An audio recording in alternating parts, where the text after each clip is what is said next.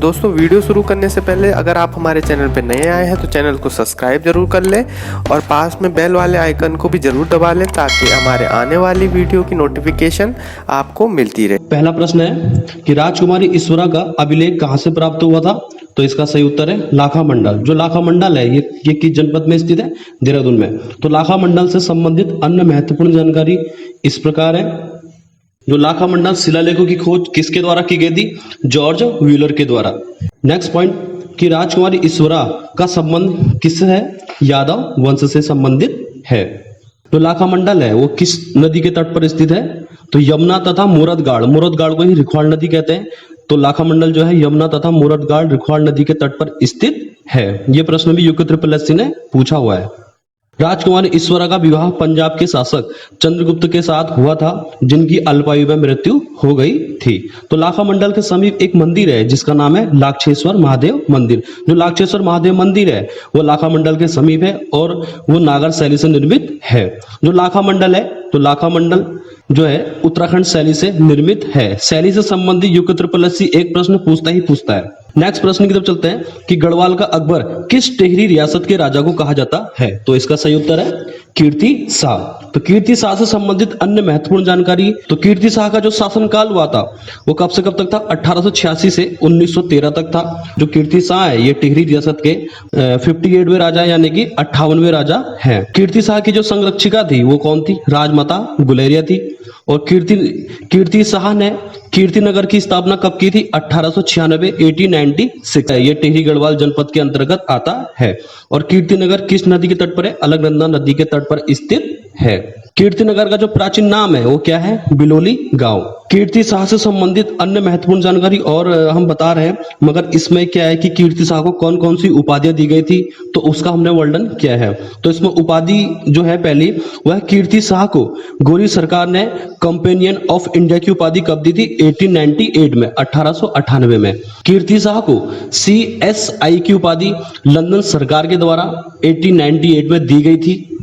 कीर्ति शाह को night commander की उपाधि कब दी गई थी? 9 नवंबर 1901 को दी गई थी।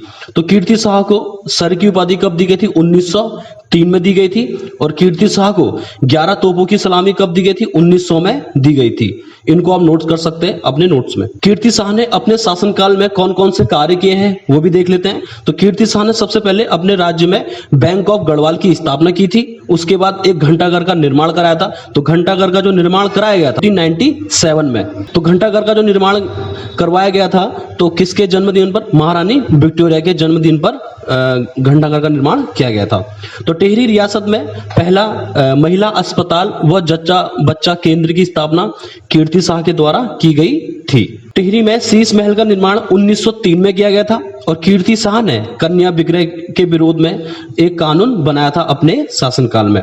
अब पूर्ण प्रश्न है। तो सबसे पहले कि प्रधानमंत्री हरिकृष्ण रतूड़ी के द्वारा गढ़वाल का इतिहास 1910 में कीर्ति शाह के शासनकाल में लिखना प्रारंभ हुआ था। तो यानी कि गढ़वाल का जो इतिहास है वो कब लिखा गया था? 1910 में लिखा गया था। और किसके द्वारा लिखा गया था? हरिकृष्ण रतूड़ी के द्वारा लिखा गया था। हरिकृष्ण रतूड़ी का थोड़ा यहाँ पे जिक्र हुआ है तो हरिकृष्ण रतूड़ी के बारे में जान लेते हैं कि हरिकृष्ण रतूड़ी का जन्म कब हुआ था? 1861 में हुआ था। टिहरी गढ़वाल में हुआ था। और हरिकृष्ण रतूड़ी के पिता का नाम था श्री सिद्धदत्त रतूड़ी था। हरिकृष्ण रतूड़ी की मृत्यु जो हुई थी वो हुई थी 20 मई 1933 को। हरिकृष्ण रतूड़ी की डेथ हो गई थी। और हरिकृष्ण रतूड़ी ने कुछ पुस्तकें लिखी थी। उनमें से एक है गढ़वाल वर्णन और नरेंद्र हिंदू लॉ। ये किनके द्वारा लिखी गई है? हरिकृष्ण रतूड़ी के द्वारा लिखी गई है। कीर्ति शाह के दरबार में जो हरिकृष्ण रतूड़ी थे इनको कौन सा पद दिया गया था? वजीर का पद दिया गया था। देखो गढ़वाल का इतिहास हरिकृष्ण रतूड़ी ने लिखा है 1910 में। और कुमाऊं का इतिहास बद्रीदत्त पांडे ने 1937 में लिखा था। कुमाऊं का इतिहास, ठीक है। टिहरी रियासत में जो चौथा भूमि बंदोबस्त किया गया था तो किसके द्वारा किया गया था? कीर्ति शाह के द्वारा किया गया था 1903 में। और टिहरी रियासत में जो पहला भूमि बंदोबस्त किया गया था सुदर्शन शाह के द्वारा किया गया था 1823 में। और टिहरी रियासत में एक पत्रिका निकाली गई थी कीर्ति शाह के द्वारा, रियासत टिहरी। और कब निकाली गई थी? 1901 में। किस व्यक्ति के द्वारा? कीर्ति शाह के। और टिहरी रियासत में सर्वप्रथम जो बिजली की सुविधा देने वाला एकमात्र जो टिहरी रियासत के जो राजा थे वो कौन थे? कीर्ति शाह। कीर्ति शाह ने एक प्रथा को समाप्त किया था अपने शासनकाल में, वो थी झोंटा प्रथा और बेवारती प्रथा को कीर्ति शाह के द्वारा समाप्त किया गया था। और कीर्ति शाह की जो मृत्यु हुई थी वो कब हुई थी? 25 अप्रैल 1913 को कीर्ति शाह की मृत्यु हो गई थी। तीसरा प्रश्न है कि स्मृति कौस्तुभ नामक चर्चित रचना किस चंद राजा के दरबार में रचित की गई थी? तो प्रश्न है कि स्मृति कौस्तुभ नामक चर्चित रचना किस चंद राजा के दरबार में रचित की गई थी? तो इसका सही उत्तर है बाज बहादुर चंद। तो इनसे संबंधित अन्य महत्वपूर्ण जानकारी इस प्रकार है कि जो स्मृति कौस्तुभ नामक पुस्तक है वो किसके द्वारा लिखी गई थी? अनंत देव ने इस पुस्तक को लिखा था। मगर यहाँ शासनकाल पूछा है तो शासनकाल उस समय किसका शासनकाल चल रहा था चंद वंश में? बाज बहादुर चंद का। थोड़ा बाज बहादुर चंद की बात करते हैं तो इनसे संबंधित अन्य महत्वपूर्ण जानकारी हम बता रहे हैं आपको कि बाज बहादुर चंद का जो शासनकाल था 1638 से 1678 तक बाज बहादुर चंद का शासनकाल था। तो बाज बहादुर चंद को एक ब्राह्मणी के द्वारा गोद भी लिया गया था। कहा जाता है बाज बहादुर चंद के समय चंद वंश का सबसे अधिक विस्तार यानी कि साम्राज्य का सबसे अधिक विस्तार हुआ था। जब इनका शासनकाल चल रहा था तो उसमें इनके समकालीन कौन कौन से राजा थे? तो दिल्ली में कौन बैठे थे इनके समकालीन? शाहजहां तथा औरंगजेब। और गढ़वाल में कौन बैठे थे? महिपति शाह। बाज बहादुर चंद ने अपने शासनकाल पर नमक पर टैक्स लगाया था। और जो बाज बहादुर चंद है वो कौन सा वाद्य यंत्र बजाते थे? नगाड़ा। बाज बहादुर चंद का जो छायाचित्र है वो न्यूयॉर्क के म्यूजियम में लगाया गया था। और बाज बहादुर चंद ने अपने शासनकाल में जजिया कर लगाया था जो एक गैर धार्मिक कर होता है। बाज बहादुर चंद ने अपने शासनकाल में सिरती नामक कर लगाया था 1670 में। और जो सिरती नामक कर था वो किस पर लगाया जाता था? तिब्बतियों पर। और सिरती नामक कर ये प्रश्न पूछा है 28 अक्टूबर 2018 के पेपर में पूछा गया था प्रश्न कि सिरती नामक कर क्या है? तो सिरती नामक कर जो है एक क्या है? एक नगद कर है जो कब लगाया गया था? 1670 में लगाया गया था। किसके ऊपर? तिब्बतियों पर। बाज बहादुर चंद के समकालीन एक महिला थी, उनका नाम था तिलु रतौली। तो तिलु रतौली का जिक्र हुआ है तो गढ़वाल की झांसी की रानी कौन है? तिलु रतौली। या पूरे उत्तराखंड की झांसी की रानी तिलु रतौली और गढ़वाल की झांसी की रानी तिलु रतौली। ठीक है। अगर कुमाऊं की झांसी की रानी पूछेगा तो जिया रानी, जिनकी याद में रानी बाग में मेला लगता है। बाज बहादुर चंद ने बाजपुर शहर की स्थापना की थी। और बाज बहादुर चंद को बहादुर की उपाधि किसके द्वारा दी गई थी? शाहजहां के द्वारा दी गई थी। बाज बहादुर चंद ने कैलाश मानसरोवर जाने वाले तीर्थ यात्रियों को 1673 में गूढ़ भूमि दान दी थी। गूढ़ भूमि दान दी थी। और बाज बहादुर चंद ने अपने शासनकाल में एक हत्या देवाल का निर्माण किया था तथा जो एक हत्या देवाल है इसकी बनावट एलोरा के महाराष्ट्र के कैलाश मंदिर से मिलती जुलती है। एक हत्या देवाल जो है थल पिथौरागढ़ में स्थित है। और एक हत्या नौला कहाँ है? वह है आपका चंपावत। एक हत्या देवाल थल पिथौरागढ़, एक हत्या नौला चंपावत। भीमताल में भीमेश्वर महादेव का मंदिर का निर्माण बाज बहादुर चंद ने करवाया था। जो भीमेश्वर महादेव मंदिर है ये भीमताल में स्थित है। थोड़ा यहाँ पे अभी आबकारी सिपाही में एक प्रश्न पूछा गया था तो वो बाज बहादुर चंद से संबंधित प्रश्न है कि काशीनगर, वर्तमान में उसे काशीपुर बोलते हैं, की स्थापना काशीनाथ अधिकारी ने 1639 में बाज बहादुर चंद के शासनकाल में की थी। जो काशीनाथ अधिकारी है ये किसका सेनापति हुआ करता था? देवी चंद का सेनापति था। तो वहां ये प्रश्न पूछा गया था कि जो काशीनगर है वर्तमान में जो काशीपुर है उसकी स्थापना कब की गई थी? तो उसका सही उत्तर है 1639 में। चौथा प्रश्न है कि अनिरुद्ध आश्रम कहां स्थित है? तो गुप्त काशी, यानी कि गुप्त काशी कहां है? रुद्रप्रयाग में। तो गुप्त काशी से संबंधित अन्य महत्वपूर्ण जानकारी इस प्रकार है कि जो गुप्त काशी में यहाँ पे जो मेला लगता है वो कब लगता है? वैशाख 2 गत्ते में यहाँ पे मेला लगता है। और गुप्त काशी में काशी विश्वनाथ का मंदिर भी है और यहाँ पे अर्धनारीश्वर की पूजा होती है। और यहीं पे गुप्त काशी के ही समीप मणिकर्णिका कुंड स्थित है। मणिकर्णिका कुंड कहाँ है? गुप्त काशी में स्थित है। और मणिकर्णिका घाट पूछेगा तो उत्तर काशी। मणिकर्णिका घाट उत्तर काशी, मणिकर्णिका कुंड गुप्त काशी, रुद्रप्रयाग। तो यहाँ पे क्या लगता है? एक प्रसिद्ध मेला है जाक मेला। तो जाक मेले की विशेषताएं हैं कि इसमें जाक का पशुआ जलते अंगारों पर नृत्य करता है। बहुत प्रसिद्ध मेला है जाक मेला। कहाँ लगता है? गुप्त काशी, रुद्रप्रयाग में। पांचवा प्रश्न है कि केदारकांठा बुग्याल किस जनपद में स्थित है? केदारकांठा जो बुग्याल है वो कहाँ है? उत्तरकाशी जनपद में स्थित है। तो उत्तरकाशी जनपद से संबंधित अन्य महत्वपूर्ण ज्ञान प्रकार है कि पहला है केदारकांठा बुग्याल। जो केदारकांठा बुग्याल है इसकी विशेषता क्या है? कि यह बुग्याल जैव विविधता की दृष्टि से अत्यंत समृद्ध है। तो यहीं पर एक दयारा बुग्याल लगता है। तो दयारा बुग्याल जो है अभी अगस्त माह में यहाँ पे एक मेला खिला गया था, अंडोड़ी महोत्सव जो बोलते हैं। तो उनका थोड़ा जिक्र कर लेते हैं यहाँ पे दयारा बुग्याल का।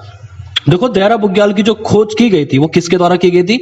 चंद्रप्रभा ऐतवाल के द्वारा देहरा बुग्याल की खोज की गई थी। अगर आयोग पूछेगा कि चंद्रप्रभा ऐतवाल का संबंध किससे है, तो चंद्रप्रभा ऐतवाल जो है क्या है? पर्वतारोही है। तो चंद्रप्रभा ऐतवाल के द्वारा देहरा बुग्याल की खोज की गई थी। ठीक है, तो देहरा बुग्याल में जो अंडूड़ी उत्सव यानी कि मक्खन की होली की जो शुरुआत है वो किसके द्वारा की गई थी? चंदन सिंह राणा के द्वारा की गई थी। तथा यह जो उत्सव है यानी कि जो यह मक्खन की होली खेली जाती है, यह कब खेली जाती है? अगस्त माह में यह होली खेली जाती है। जो देहरा बुग्याल को अगस्त 2017 में मानचित्र पर दर्शाया गया था। और जो चंदन सिंह राणा हैं जिन्होंने यहाँ पे मक्खन की होली यानी कि अंडूड़ी उत्सव की जो शुरुआत की थी, उनका संबंध किससे है? पर्यावरण या समाज सेवा से। चंदन सिंह राणा का थोड़ा जिक्र कर लेते हैं कि चंदन सिंह राणा का जन्म कब हुआ था? 1940 में रैथल गांव भटवाणी उत्तरकाशी में चंदन सिंह राणा का जन्म हुआ था। और जो ब्रह्म कमल है वो सर्वाधिक किस बुग्याल में मिलते हैं? वो है देहरा बुग्याल में। तो देहरा बुग्याल के बारे में जितना हमने अभी बोला है इसको आप अपने नोट्स में ऐड कर सकते हो। और दूसरा एक नोट है जो यूके ट्रिपल एससी ने पूछा है कि ब्रह्म कमल कहाँ उगते हैं? जो ब्रह्म कमल है वो पत्थरों में उगते हैं। तो अन्य जो बुग्याल है वो इस प्रकार है: लोसपरा बुग्याल, गुलाबी कांठा बुग्याल, हरकीदुन बुग्याल, कुश कल्याण बुग्याल, बाजूदार बुग्याल, सोनागाड़ बुग्याल, वरनाला बुग्याल, केदार खर्क बुग्याल, चायसिल बुग्याल और देवदानी बुग्याल बड़े प्रसिद्ध बुग्याल हैं। ठीक है, नेक्स्ट प्रश्न की तरफ चलते हैं कि राज्य में झूठा मंदिर किस जनपद में स्थित है? जो झूठा मंदिर है वो किस जनपद में है? चंपावत में स्थित है। तो चंपावत जनपद से संबंधित अन्य महत्वपूर्ण जो मंदिर हैं, मंदिर हो गए और थोड़ा कुछ विशेष जो बन सकते हैं चंपावत जनपद से प्रश्न, वो इस प्रकार है कि चंपावत में क्रांतेश्वर मंदिर भी है, हिंडीमा या हिंगला देवी मंदिर या घटोत्कच मंदिर और अखिल तारिणी मंदिर। अखिल तारिणी मंदिर क्या पता पेपर में पूछा जाए कि अखिल तारिणी मंदिर किस जनपद में है? चंपावत में। दूसरा है बालेश्वर मंदिर। जो बालेश्वर मंदिर है एकमात्र मंदिर है उत्तराखंड का जो खजुराहो शैली से निर्मित है। तथा बालेश्वर मंदिर का जीर्णोद्धार कब किया गया था? 1796 में महावीर सिंह थापा के द्वारा कराया गया था। एक और है, एक पॉइंट और है कि घटकू देवता का मंदिर। जो घटकू देवता का मंदिर है वो कहाँ है? चंपावत में है। और किस पहाड़ी पर स्थित है? फुंगर पहाड़ी पर स्थित है। और जो चंपावत है किस पर्वत पर है? चंपावत जनपद क्रांतेश्वर पर्वत पर स्थित है। और यहाँ पे एक खेती खान का सूर्य मंदिर है। सूर्य मंदिर से प्रश्न पूछा जाता है, जैसे उन्होंने मंड का सूर्य मंदिर पूछा था एक बार, जो डीडी हाट पिथौरागढ़ में है। अगला है पनिया देवी मंदिर। फिर है जनजाति आस्था का जो केंद्र है वो कहाँ है? घटकू मंदिर। कहाँ है? चंपावत में। और चंपावत का सबसे प्राचीन मंदिर है नागनाथ का प्राचीन मंदिर। इस मंदिर का जो निर्माण किया गया था कीर्ति चंद के द्वारा किया गया था। इनसे थोड़ा चंपावत जनपद से थोड़ा अन्य और जानकारी और है कि विवेकानंद आश्रम जो है किस ताल के समीप है? श्यामला ताल के समीप स्थित है। अभी इससे पहले हमने जो एक पार्ट 4 एक ब्लॉग बनाया था तो उसमें ये प्रश्न हमने बनाया था कि जो फूलों की घाटी है उसके समीप कौन सा ताल स्थित है? फूलों की घाटी के समीप कौन सा ताल है? तो लिंगा ताल। फिर आपका झिलमिल ताल। देखो झिलमिल ताल आपका चंपावत में है, झिलमिल गुफा आपकी पौड़ी में है और झिलमिल आरक्षित क्षेत्र जो है वो आपका हरिद्वार में है। 9 पत्थरों का मकान भी यहाँ पे, रानी का चबूतरा भी है और माउंट एबट पर्वत भी 2 बार आयोग ने पूछ लिया है अपने पेपर में। फिर यहाँ पे रुक्मणी नौला भी है और दीप महोत्सव। ये चंपावत जनपद से संबंधित प्रश्न है। नेक्स्ट प्रश्न के चलते हैं कि सन 1804 में, तो 1804 में गढ़वाल पर गोरखों के आक्रमण के समय नेपाल का राजा कौन था? उसका सही उत्तर है गीवाण युद्ध। गीवाण युद्ध को ही विक्रम शाह कहते थे। तो इनसे संबंधित अन्य महत्वपूर्ण जानकारी इस प्रकार है कि 1790 में कुमाऊं पर आक्रमण के समय नेपाल का जो राजा था वो कौन था? रण बहादुर शाह था। और जबकि 1804 में गढ़वाल पर गोरखों के आक्रमण के समय नेपाल का राजा कौन था? गीवाण युद्ध या विक्रम शाह। तो इनको आप लिख सकते हैं। और थोड़ा हमने एक विशेष एक नोट बनाया है कि जो हवलबाग का युद्ध है, जो हवलबाग का युद्ध है कहाँ हुआ था? अल्मोड़ा में हुआ था। और कब हुआ था? 1790 में। तो हवलबाग के युद्ध में गोरखाओं की तरफ से नेपाल का जो राजा था वो कौन था? रण बहादुर शाह था। और चंद्रवंश की तरफ से जो चंद्रवंश का जो अंतिम राजा था वो कौन था? महेंद्र चंद था। तो हवलबाग के युद्ध में नेपाल का जो राजा था रण बहादुर शाह जीत जाता है और चंद्रवंश का जो अंतिम राजा है महेंद्र चंद ये हार जाता है। ठीक है, जो हवलबाग का युद्ध कब हुआ था? 1790 में। नेक्स्ट प्रश्न की तरफ चलते हैं कि राज्य में बुगडेश्वर गुफा किस जनपद में स्थित है? जो पूछा गया है कि बुगडेश्वर गुफा किस जनपद में स्थित है? तो इसका सही उत्तर है टिहरी जनपद में। तो टिहरी जनपद से संबंधित अन्य महत्वपूर्ण जानकारी जैसे हम इसमें आपको ताल बताएंगे, मंदिर बताएंगे, ठीक है, और थोड़ा ग्लेशियर बता देंगे और थोड़ा बुग्याल बता देंगे। ठीक है, तो आप इनको आप नोट करते बढ़ते चलिए। ठीक है, तो ताल पूछा गया है कि गढ़वाल का सबसे गहरा ताल कौन सा है? सहस्त्र ताल है। और एक ताल और है डांग घुघरिया ताल। तो डांग घुघरिया ताल किस जनपद में स्थित है? टिहरी गढ़वाल में।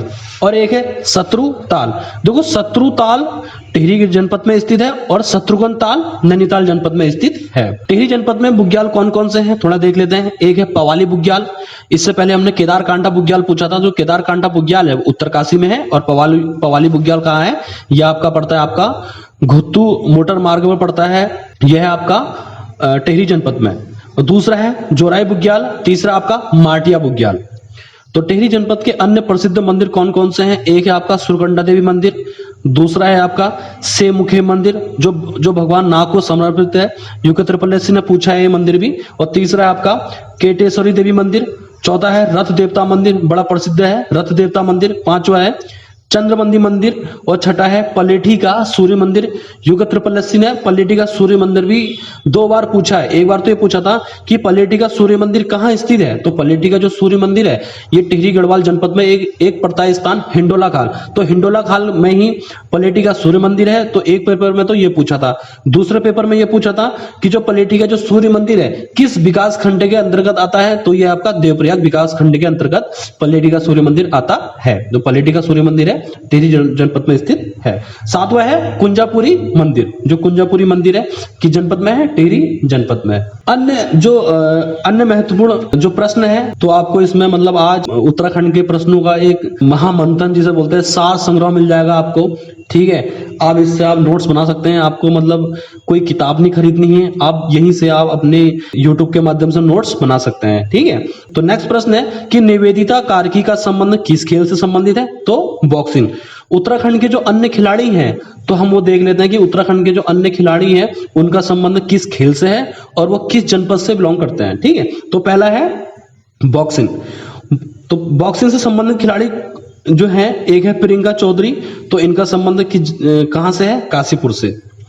अब फुटबॉल से संबंधित खिलाड़ी राज्य के कौन कौन से हैं उनको देख लेते हैं कि राय बहादुर जो क्षेत्री है वो देहरादून जनपद के हैं। त्रिलोक सिंह बसेड़ा जो है पिथौरागढ़ जनपद के हैं। पुष्कर सिंह भंडारी चमोली जनपद से हैं। कमल सिंह रावत जो है पौड़ी गढ़वाल जनपद से हैं। हॉकी से संबंधित खिलाड़ी राज्य के कौन कौन से हैं? हरदयाल सिंह है देहरादून से। भोपाल सिंह नेगी है अल्मोड़ा से। और हरीश भाकुनी है अल्मोड़ा से।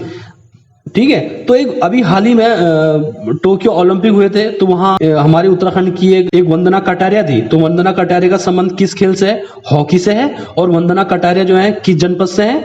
हरिद्वार जनपद से है। तो वंदना कटारिया को उत्तराखंड सरकार के द्वारा उत्तराखंड में बेटी बचाओ बेटी पढ़ाओ का ब्रांड एम्बेसडर भी वर्तमान में बनाया गया है। ठीक है, दूसरा है RS रावत जो नैनीताल जनपद से है। मंजू बिष्ट है पिथौरागढ़ जनपद से। शोभा रावत है पौड़ी गढ़वाल से। और जो सीता गोसाई है इनका संबंध किससे? हॉकी से। और सीता गोसाई को अर्जुन पुरस्कार 2002 में दिया गया था। अब क्रिकेट से संबंधित खिलाड़ी राज्य के कौन कौन से हैं उनको देख लेते हैं। महेंद्र सिंह धोनी है। इनका मूल तो जो गांव है वो कहाँ है? सालम क्षेत्र लवली गांव अल्मोड़ा के। ठीक है, फिर है उन्मुक्त चंद। उन्मुक्त का जन्म कहाँ हुआ था? पिथौरागढ़ जनपद में हुआ था। इनका संबंध पिथौरागढ़ से है। फिर है मनीष पांडे नैनीताल जनपद से है। फिर है एकता बिष्ट जो है अल्मोड़ा जनपद से है। इनको देवभूमि उत्तराखंड खेल रत्न पुरस्कार 2010 में दिया गया था। किनको? एकता बिष्ट को। इनका संबंध अल्मोड़ा जनपद से है। फिर है आपकी स्नेहा राणा सिनोली गांव देहरादून जनपद से है। ये क्रिकेट खेलती हैं। फिर है श्वेता वर्मा जो है थल पिथौरागढ़ की हैं। ये क्रिकेट खेलती हैं। फिर है पवन सुयल और तारा रावत, ये क्या है? क्रिकेट खेलते हैं। फिर राज्य के जो अंतर्राष्ट्रीय एथलेटिक्स खिलाड़ी हैं उनको देख लेते हैं। सुरेश चंद्र पांडे जो है अल्मोड़ा जनपद से है। दिनेश रावत जो है अल्मोड़ा जनपद से है।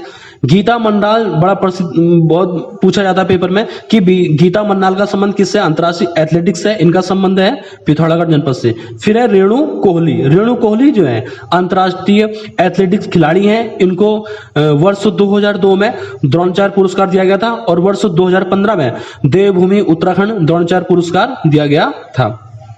तो राज्य के जो मुक्केबाजी से संबंधित अन्य खिलाड़ी हैं वो हैं किशन सिंह बिष्ट, वो अल्मोड़ा जनपद से हैं। खीमानंदन बेलवाल अल्मोड़ा जनपद से हैं। पदम बहादुर मल देहरादून जनपद से हैं। हरि सिंह जो थापा है वो उनका संबंध किस जनपद से है? पिथौरागढ़ से है। राज्य में जो जूडो से संबंधित खिलाड़ी इस प्रकार है। कमला रावत जो है अल्मोड़ा जनपद से हैं। संजय नेगी जो है उधमसिंह नगर जनपद से हैं।